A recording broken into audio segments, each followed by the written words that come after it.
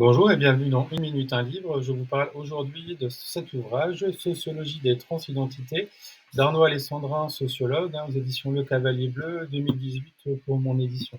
Alors le document s'articule autour de plusieurs parties. Vous avez tout d'abord des repères historiques, sociologiques et terminologiques. On vous rappelle bien évidemment ce qu'on appelle identité de genre par exemple, c'est-à-dire que c'est l'expérience intime et personnelle de son genre, qu'elle corresponde ou non à son assignation à la naissance. On rappelle également qu'il y a autant de formes d'expression singulière de son genre qu'il y a d'individus. On rappelle effectivement aussi la loi de 2016, etc. et notamment la question des critères de discrimination. Vous avez également un glossaire à la fin, voilà, utile pour vous rappeler en tout cas la définition du vocabulaire en tout cas employé, une partie dédiée à voilà ce qui concerne la transphobie. Alors, par exemple, on va vous rappeler ce qu'est la transphobie directe, avec l'idée que la personne discriminante est au courant, et la transphobie indirecte, c'est-à-dire que on va parler des, je cite, des allants de soi cisgenres, des stéréotypes de genre, etc., etc. Bien évidemment, on va rappeler aussi les questions de sexisme liées aussi à la transphobie, les suspicions d'homosexualité, et finalement de rappeler que la géographie des transidentités est soumise toujours à des espaces finalement de tension.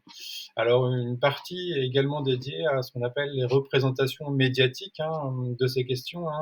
On va parler notamment de maltraitance médiatique, c'est-à-dire que les faits divers, les talk-shows, on observe une fascination de l'exceptionnel.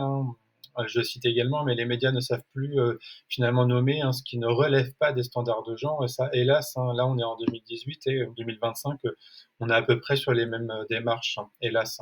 Donc on a vraiment une demande derrière ça d'une visibilité non discriminante et un déplacement des thématiques transidentitaires médiatisées.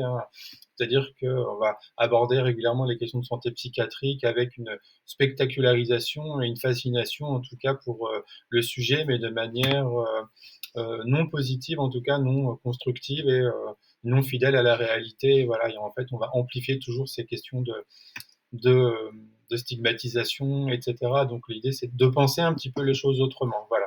Dans les pistes qui peuvent être proposées, alors, bien évidemment, si je parle de maltraitance médiatique, on va penser aussi à éducation en médias. Et il y a aussi l'idée de pouvoir, ce qu'on appelle déprivilégier le genre.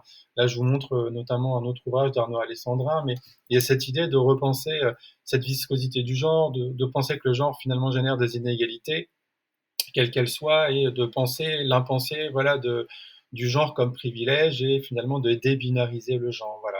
Donc voici pour quelques pistes, mais je vous souhaite vraiment en tout cas de parcourir cet ouvrage en intégralité. Très bonne lecture et à bientôt.